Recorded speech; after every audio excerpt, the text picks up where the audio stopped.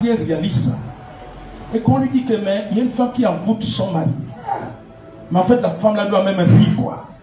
Toi la soeur là que tu dois rire.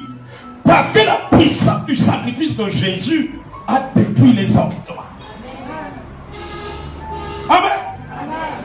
S'il envoûte là-bas, mais tu ne sais pas que une cuillère de l'huile d'onction que tu mets dans sa nourriture suffit pour le désenvoûter. Oh, on te dit qu'il paraît que telle dame, une des tantes de tes enfants, a envoûté ton enfant pour ne pas réussir. Mais c'est toi qui fais le budget à la maison. Mais quand l'enfant là revient dans ta maison, la cuillère d'huile d'onction que tu mets là, parce qu'il y a des gens qui gaspillent les enfants des autres. Il y a des pères qui gaspillent les enfants, ou des mères qui gaspillent les enfants, ou des hommes. Ah. Tu mets l'huile d'onction, ça suffit pour désenvoûter.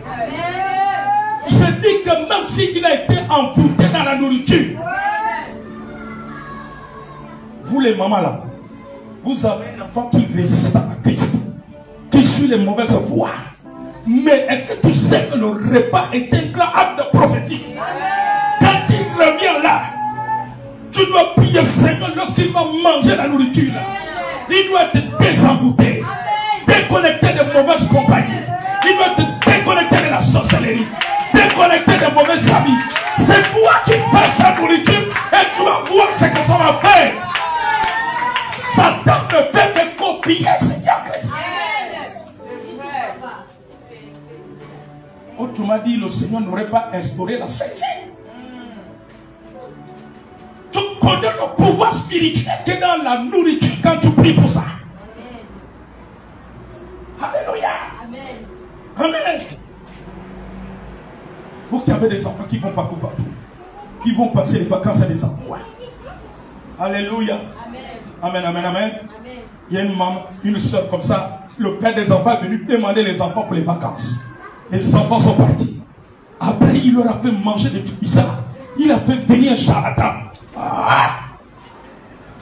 Je lui ai dit, calme-toi. Amen.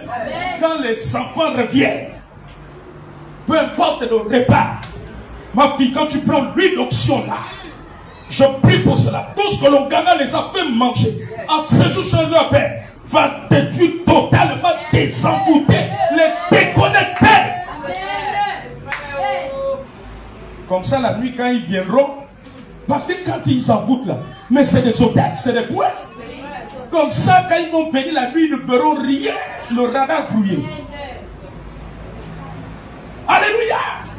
Non, Dieu me dit cela ce matin, que les mamans chrétiennes ont le pouvoir à partir de ça que tu prépares. Amen. Alléluia. Amen. La révélation amène la puissance, amène la délivrance.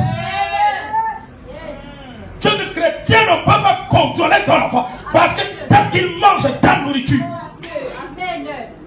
c'est quand il devient indépendant. S'il vit maintenant seul, il travaille, c'est là où la stratégie est autre chose. Mais tant qu'il revient manger ta nourriture, aïe, aïe, aïe, aïe, aïe. Alléluia. Amen. Amen, amen, amen, amen, amen, amen. Tant qu'il revient. Voilà pourquoi les belles-mères sorcières sont stratégiques. Une belle-mère sorcière sait que tu es une chrétienne. Tant que son fils va manger sa nourriture, ça va néantir. Pour cela, ils font tout pour le sortir de la maison.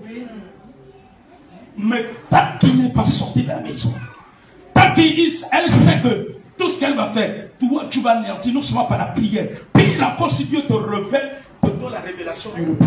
Vous savez, il y a un mystère dans le repas. Et les sorciers ont copié ça. Il y a un mystère dans le repas. De la même manière qu'il y a un mystère dans la Sainte Seine, il y a un mystère. Voilà pourquoi la Bible dit, nous devons rendre tout est sanctifié par la parole. À partir du repas, tu peux désenvoûter.